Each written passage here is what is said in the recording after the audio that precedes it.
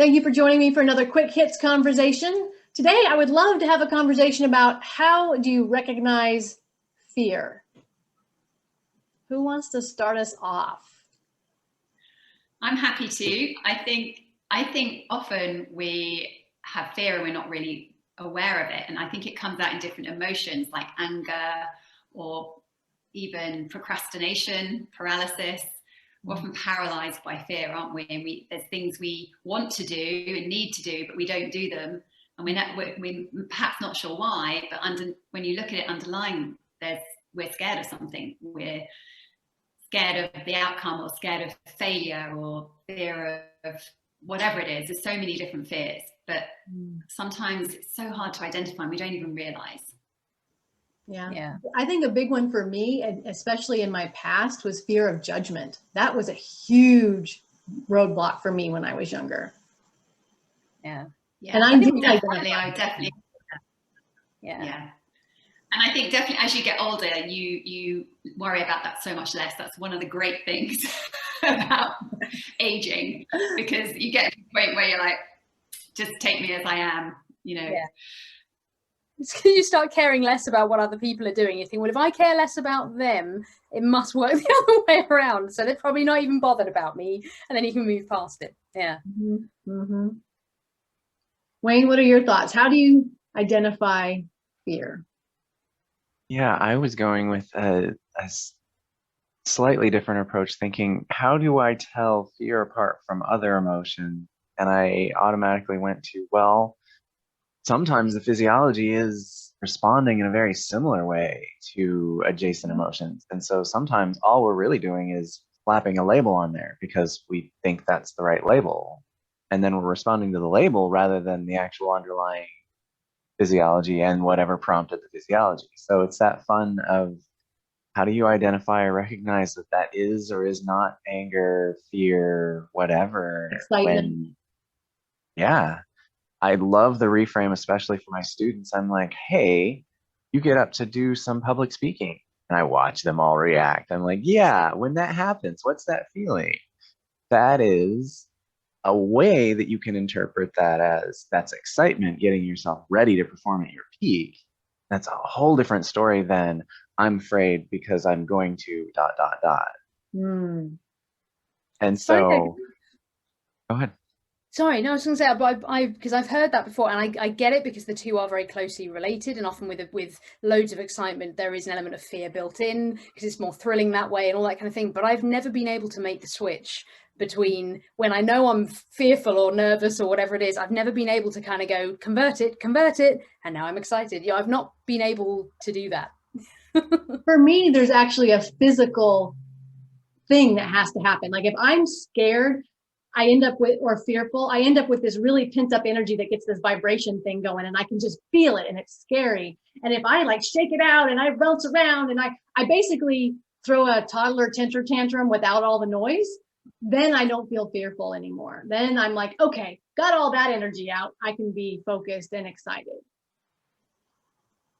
I'm going to try that next time. It looks bizarre. I have literally stood backstage at big events. Like when I did my TEDx talk, I was backstage like trying to get all the energy out so I could get calm down and do my talk. Which makes me wonder if that's part of what the toddlers are doing, is trying to deal with that internal, and they don't know what this is. They haven't got a label to slap on it yet. It's feedback that I give clients if they're dealing with a lot of anxiety or just a lot of throw a temper tantrum. You don't have to scream. You may, but you don't have to. But do the physical, and it's amazing how that calms the energy. At least everybody I've ever told to do it who actually did it got good results from it. But you first have to identify the fear, which is what we're talking about. How do you identify it? And for me, like I said, it's that vibration, that my adrenaline and everything is so high that I'm like ramped up on way too much caffeine. Yeah. I think that like Wayne said, you guys have talked about that physiology of it is so important. That is to tune in, because like you say, we're often so unaware. But if you can actually listen, and it's certainly something I speak to my clients around, is to identify certain emotions, is to feel it physiologically. So anxiety or fear or whatever it is, to notice next time that happens, to really be mindful. It's around mindfulness, isn't it? Around noticing what it is for you, whether you hold it in your, your shoulders or your stomach, or what is it? Do you get clammy? What happens to you? And for everyone, it's different. Yeah. But if you can really focus on that, I think that's probably the most effective way of identifying it physiologically, when we can't actually identify it in our minds. So we talked about big fears that, like my TEDx talk, that's pretty clear that I was fear. But if it's something you're avoiding, whether it's moving forward in your business or taking that next job or asking your boss for a raise, that it's actually avoidant, how do you recognize fear that's causing avoidance? Because it doesn't have that vibration energy to it. That manifests itself in procrastination, doesn't it? Yeah. That's the thing. I think because Marie, you touched on it in the beginning when you said that, and you said that I think you used the word should. There's something you should be doing, or that you want to be doing, but you're not. And I think as soon as you've got that, why am I not doing? I keep saying this, or I keep arriving at this conclusion and then not taking action. When that question mark appears of why, that's probably the indicator. I think when it's a should but it's a not, that for me I think is a big flag. Yeah. And going back to the fight, flight, I can never say that, fight, flight or freeze. We're going to probably, when we're in fear, we're going to do one of those three things, right? So we're either going to run away from it, we're going to just not be able to do anything, or we're going to react and lash out in some way emotionally. When I was in grad school, I knew I was avoiding something when I was vacuuming my house. When I had papers to write and I decided to vacuum my house, I was like, oh, this is bad. Structured procrastination. Yeah, when you notice all the housework done. Is that what it is, Wayne? Structured procrastination?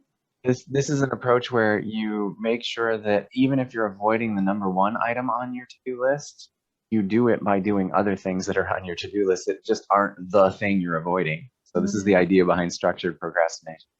You're still doing things, they're just not the thing you're avoiding. Yeah. And does it help you identify the thing you're avoiding?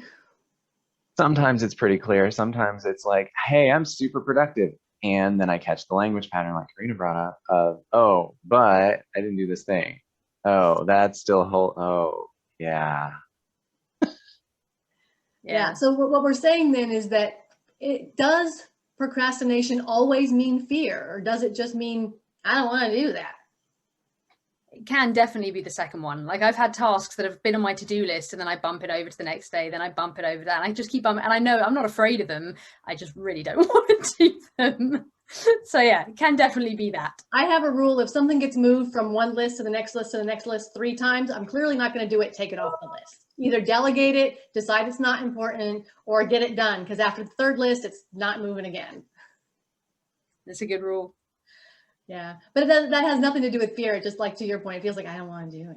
So identifying fear, we're talking about procrastination. We've talked about the actual physical feeling of serious fear. What other things, in the minute we have left, what other things could identify fear? We mentioned the language, catching what it is that you may personally be saying when it comes to something that you're fearful about. Sometimes other people can spot it as well. Some people, sometimes they kind of, you keep talking about this, but why have you never done it? Are you afraid? And then you can react in a number of different ways after that. But, sometimes it's worth hearing other people's perceptions of what you're doing. Yeah. A coach is definitely good at helping suss that stuff out. We're all good at that with other people. I can always spot it in other people. Help them out by saying, oh. Way easier to fix other people than yourself, right? Yeah. How often, doctor, fix thyself? Totally get that. But so yeah, talking to other people, whether it is a coach or maybe you have an insightful friend. I worry about sending people that are friends, because friends give bad advice sometimes. And hopefully or they unpack off your giving box and forget to put it away. So that's a challenge. I don't know if we've got time for one last comment, but real quick, I think in terms of identifying fear, just being really specific on how you're feeling.